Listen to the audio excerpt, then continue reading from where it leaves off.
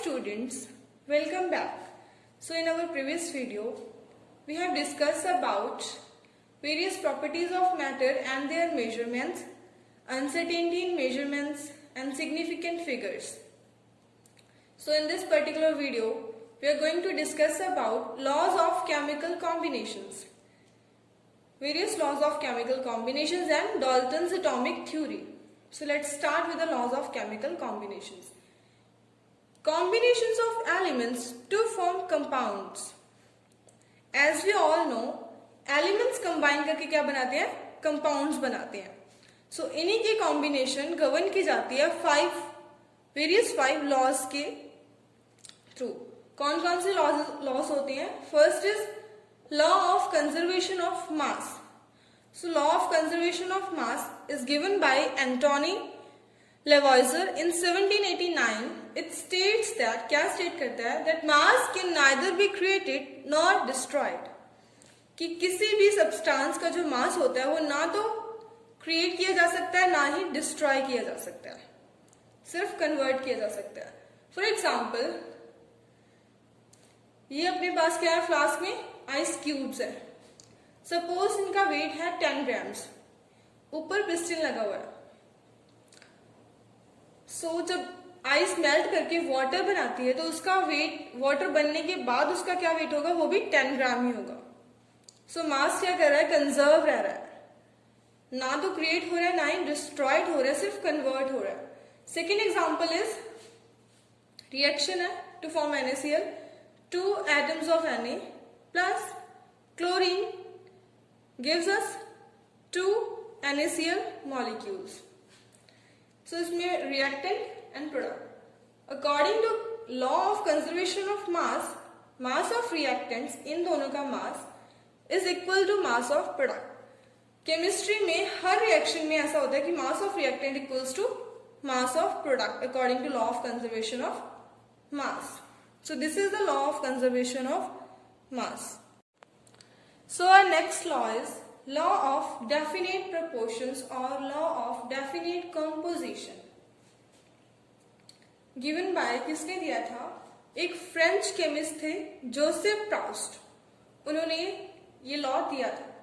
क्या स्टेट करता है ये law? It states that a given compound always contains exactly the same proportions of elements by weight. क्या मतलब है स्टेटमेंट का? कि किसी भी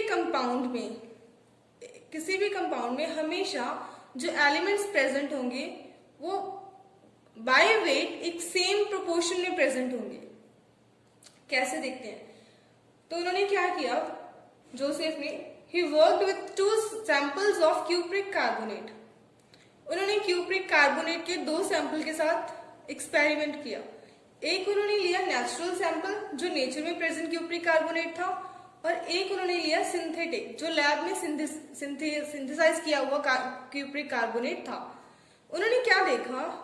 He found that both the sample contain same proportions of elements by weight. कि दोनों samples में जो एलिमेंट्स हैं कॉपर, ऑक्सीजन और कार्बन वो सेम प्रोपोर्शन में प्रेजेंट थे. ये है नेचुरल वाला सैंपल और ये है सिंथेटिक वाले सैंपल की रीडिंग्स. तो परसेंटेज ऑफ कॉपर दोनों में सेम, परसेंटेज ऑफ ऑक्सीजन भी दोनों में सेम, परसेंटेज ऑफ कार्बन भी दोनों में सेम. तो ओवरऑल ये लॉ क्या एक्सप्लेन करता है? Irrespective of the source of a given compound always contain a same element in same proportions. ये मैटर नहीं करता कि वो वाला गिवन कंपाउंड है वो कौन से सोर्स से मिला है. उस किसी भी सोर्स से मिला, चाहे नेचर से मिला, चाहे सिंथेटिक है, उसमें हमेशा क्या होगा? एलिमेंट्स की सेम ही एलिमेंट प्रेजेंट होंगे और सेम ही प्रोपोर्शन में प्रेजेंट होंगे. Okay, clear? So this is the law of definite proportions और law of definite composition. So our next law is law of multiple proportions. किसने दिया था ये law? Given by Dalton in 1803. According to this law, if the 2 elements can combine to form more than one compound, अगर कोई 2 elements like hydrogen and oxygen combine करके एक से ज्यादा कंपाउंड बना सकते हैं। तो the masses of one element that combine with the fixed mass of other element, एक एलिमेंट का मासेस की रेशो जब दूसरे एलिमेंट के मास क्या होंगे, फिक्स्ड होंगे, are in the ratio of whole numbers, तो इसकी रेशियो क्या होगी, स्मॉल होल नंबर्स में होगी। Let's discuss with this example. Hydrogen and oxygen combine to form water. Hydrogen का मास कितना है, 2 ग्राम्स, ऑक्सीजन का है 16 ग्राम्स एंड वाटर का कितना होता है, 18 ग्राम्स। यहां पे इसने हाइड्रोजन और ऑक्सीजन ने कंबाइन करके वाटर बनाया। नेक्स्ट यही दो एलिमेंट सेम एलिमेंट कंबाइन करके बना रहे हैं हाइड्रोजन और ऑक्सीजन, हाइड्रोजन परऑक्साइड। इसमें हाइड्रोजन का मास तो फिक्स रखा गया है, 2 ग्राम्स ही यहाँ था, 2 ग्राम्स ही यहाँ पे है, लेकिन ऑक्सीजन का मास क्या है, 32 grams.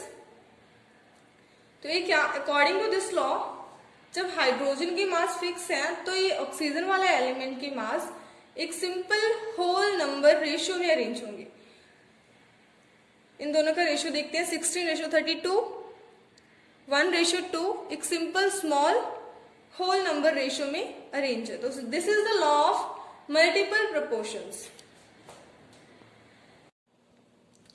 So our next law is Gay-Lussac's law of gaseous volume, which is given by Gay-Lussac in 1808. क्या स्टेट करता है ये लो?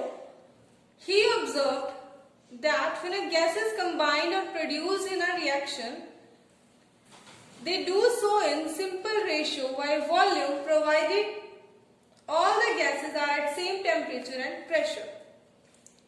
उन्होंने ऑब्जर्व किया कि जब भी किसी रिएक्शन में, केमिकल रिएक्शन में दो गैसेस कंबाइन करती हैं या प्रोड्यूस होती हैं, तो वो कैसे करती हैं, एक सिंपल रेशियो में होती हैं। प्रोवाइडेड, कंडीशन क्या है कि जो गैसेस होती है वो सेम टेम्परेचर और प्रेशर पे होनी चाहिए। For example hydrogen gas combine with oxygen gas to form water. अभी यहाँ पे क्या हो रहा है कि हाइड्रोजन की दो वॉल्यूम्स 50 ml प्लस 50 ml यानी कि 100 ml, 2 volumes of hydrogen combine with 1 volume of oxygen to give 2 volume of water. यही हो रहा है ना। तो ये हाइड्रोजन ऑक्सीजन के साथ कंबाइन कर रही है, ये किसमें करेगी, एक सिंपल रेशियो में करेगी, सिंपल रेशियो बाय वॉल्यूम। इसकी वॉल्यूम कितनी है, 100 ml, ऑक्सीजन की 50 ml, तो सिंपल रेशियो क्या है, 2:1 में कंबाइन करके ये क्या बनाते हैं, वाटर बनाते हैं। सो this is about Gay-Lussac's law of gaseous volume. So our next law and the last law is Avogadro's law, given by Avogadro in 1811. He proposed that equal volumes of gases at same temperature and same pressure should contain equal number of molecules. क्या बोला था उसने, equal volume of gases, अगर आप कोई दो gases की equal volumes लेते हैं और प्रेशर और टेम्परेचर को सेम रखते हैं, तो दोनों में नंबर ऑफ मॉलिक्यूल सेम होंगे। पीछे वाला एग्जांपल कंसीडर करते हैं। Hydrogen, 50 ml of hydrogen, 50 ml of oxygen, both have 3 molecules, 1 2 3, oxygen के भी कितने, 1 2 3। तो यही स्टेट करता है एवोगैड्रो का लॉ कि जब आप टेम्परेचर और प्रेशर को सेम रखते हैं तो गैसेस की इक्वल वॉल्यूम में नंबर ऑफ मॉलिक्यूल्स भी इक्वल होंगे। Avogadro's made distinction between atoms and molecules. Avogadro ने ही एटम्स और मॉलिक्यूल को डिस्टिंक्ट किया था कि जो एटम होते हैं वो स्मॉल यूनिट होती है, एटम कंबाइन होकर क्या बनाते हैं, मॉलिक्यूल्स बनाते हैं। तो so this is about Avogadro's law. So now we are going to discuss about Dalton's atomic theory. ये थ्योरी डाल्टन्स ने दी थी 1808 में। इस थ्योरी के पोस्टुलेट्स क्या है देखते हैं। First is matter consist of indivisible atoms. जो मैटर होता है वो छोटे छोटे एटम से मिलकर बना होता है, और ये एटम्स क्या होते हैं, इनडिविजिबल होते हैं, इन एटम्स को आप तोड़ नहीं सकते। Second is all atoms of given element have identical properties. एक गिवन एलिमेंट के जितने भी सारे एटम्स होंगे उनका क्या होगा, उनकी सारी प्रॉपर्टीज क्या होंगी, आइडेंटिकल होंगी। फॉर एग्जाम्पल हाइड्रोजन गैस है, हाइड्रोजन गैस में हाइड्रोजन के जितने भी मॉलिक्यूल्स हैं, एटम्स हैं, उनकी प्रॉपर्टीज क्या है, सेम है, उनका मास सेम है, उनका साइज सेम है। Next is atoms of different elements are different masses. अब डिफरेंट एलिमेंट्स के एटम्स डिफरेंट होंगे मासेस में। फॉर एग्जाम्पल कार्बन है, कार्बन का मास कितना होता है 12, एक ऑक्सीजन का मास कितना होता है 8। तो दो डिफरेंट एटम्स के मास क्या है, डिफरेंट है। Third is compounds are formed when atoms of different element combine in a fixed ratio. Compound कब बनता है, जब डिफरेंट एलिमेंट्स के एटम्स एक पर्टिकुलर फिक्स्ड रेशियो में कंबाइन करते हैं तो कंपाउंड की फॉर्मेशन होती है। Fourth is chemical reactions involve reorganisation of atoms. Chemical reactions में एटम की रीऑर्गेनाइजेशन होती है। इसका क्या मीनिंग है, atoms can neither be created nor destroyed in a reaction, कि एक रिएक्शन में एटम्स ना तो क्रिएट होते हैं ना ही डिस्ट्रॉय होते हैं। फॉर एग्जाम्पल कार्बन, एक कार्बन का एटम है और दो एटम इसमें किसके हैं, ऑक्सीजन के। कंबाइन टू फॉर्म कंपाउंड क्या बनाया उन्होंने, कार्बन डाइऑक्साइड। इसमें कितने थे, 1, एक कार्बन का, दो ऑक्सीजन के, 3 एटम्स थे। कार्बन डाइऑक्साइड में भी कितने हैं, एक कार्बन का एटम है और दो किसके हैं, ऑक्सीजन के 3 एटम्स हैं। तो सिर्फ रीऑर्गेनाइजेशन होती है, ना ही क्रिएट होते हैं ना डिस्ट्रॉय होते हैं। सो this is all about Dalton's atomic theory. Now we are going to discuss about atomic masses and molecular masses. So atomic masses. What are atomic masses? Mass of atom is known as its atomic mass. किसी भी atom का मास उसका atomic mass होता है। और एक atom का mass, as we know atom is a very very small, तो उसका मास भी क्या होगा, वेरी वेरी स्मॉल, बहुत स्मॉल होगा। Today we have a mass spectroscopy for its measurement. आज के जमाने में अभी हमारे पास क्या है, मास स्पेक्ट्रोस्कोपी एक टेक्निक है जिससे अपन एक एटम का मास मेजर कर सकते हैं। बट इन 19th सेंचुरी, लेकिन 19th सेंचुरी में क्या था, जब मास स्पेक्ट्रोस्कोपी नहीं थी तो साइंटिस्ट कैसे डिटरमाइन करते थे, scientist determine mass of one atom relative to another by experiment. तो साइंटिस्ट क्या करते थे, किसी भी एटम का मास फाइंड करने के लिए किसी एक को स्टैंडर्ड मान के उसके रिलेटिव दूसरे का मास फाइंड करते थे। सो तब क्या था, उन्होंने हाइड्रोजन को देखा कि हाइड्रोजन सबसे लाइटेस्ट, सबसे हल्का एलिमेंट है, तो उन्होंने उसकी मास को असाइन कर दिया इक्वल्स टू 1, और अदर एलिमेंट का मास इसी के रिलेटिव उन्होंने फाइंड किया। लेकिन प्रेजेंट सिस्टम में हाइड्रोजन को स्टैंडर्ड नहीं मानते, हम किसको स्टैंडर्ड मानते हैं, कार्बन 12 को। कार्बन का जो 12 वाला आइसोटोप है उसको अपन स्टैंडर्ड लेके चलते हैं। So mass of carbon 12 is equals to 12 atomic mass unit। किसके इक्वल होता है, 12 atomic mass unit के इक्वल होता है।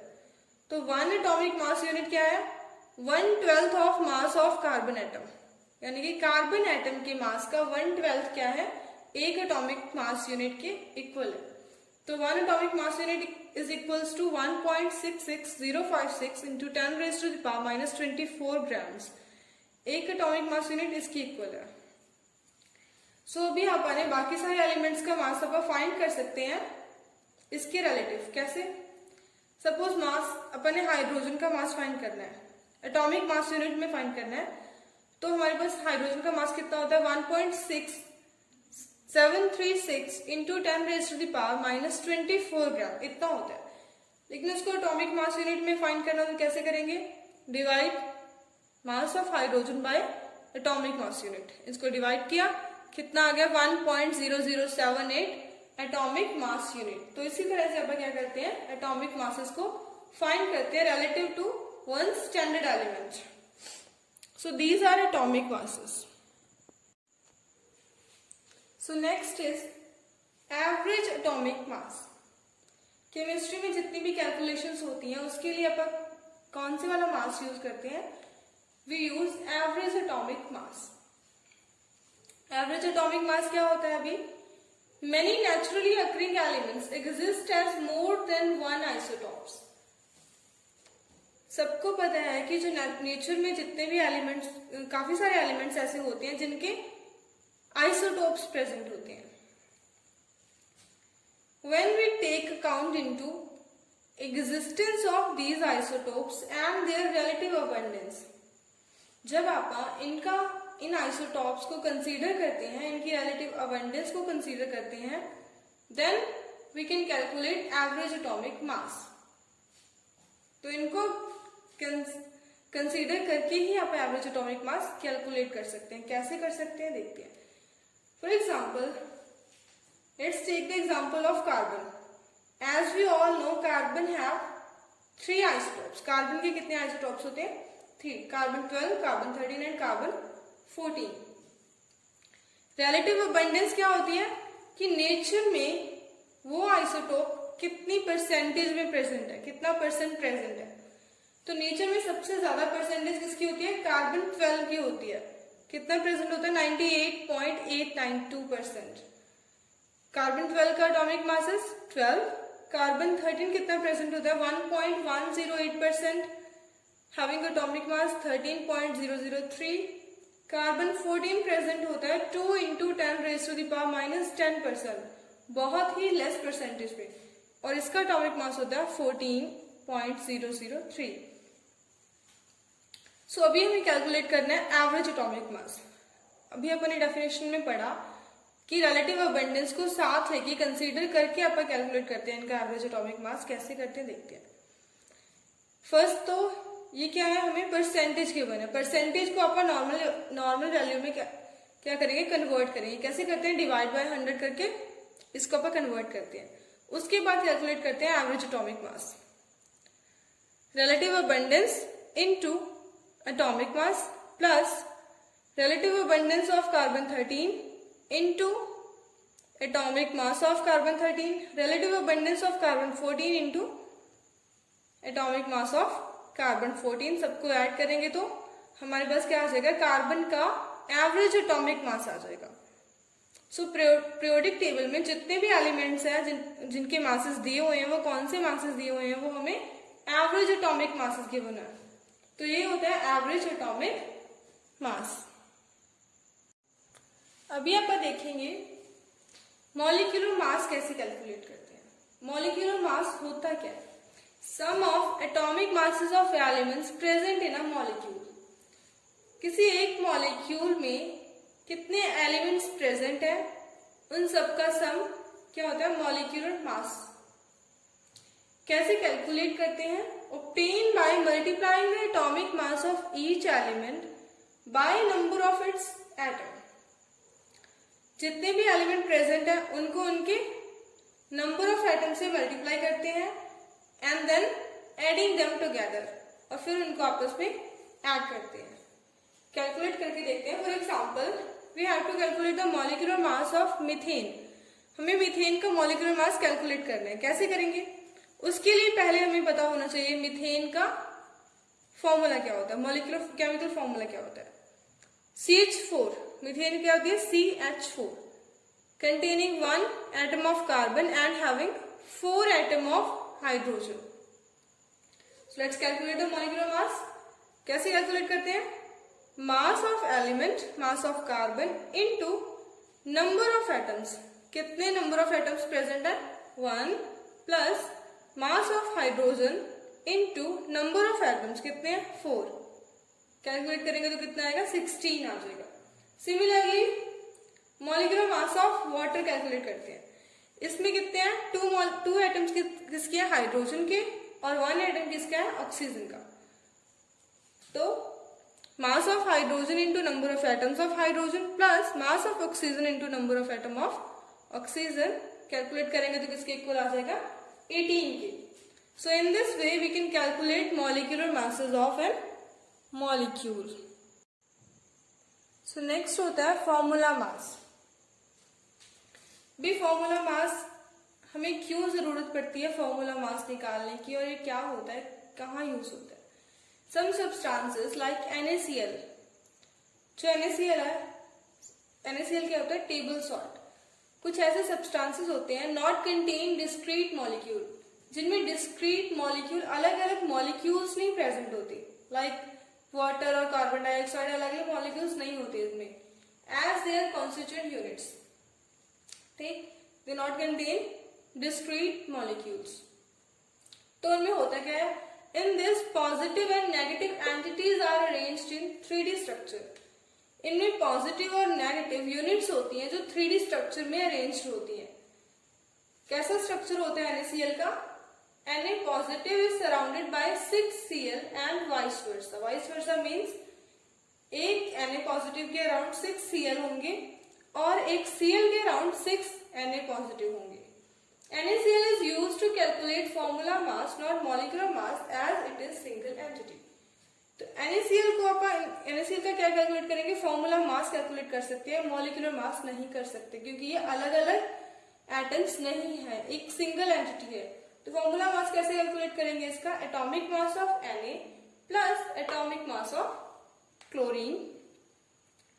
सोडियम का कितना होता है? 23, क्लोरीन का होता है 35.5, तो टोटल इसका फॉर्मूला मास कितना आ जाएगा? 58.5। So this is for now, students. In our next video, we will discuss about mole concept. Mole concept एक बहुत इंपॉर्टेंट टॉपिक है, आपके हर जगह काम आएगा केमिस्ट्री में, अच्छे से करेंगे उसको। So thank you, happy learning. If you like my content, don't forget to share, subscribe and like. Thank you so much.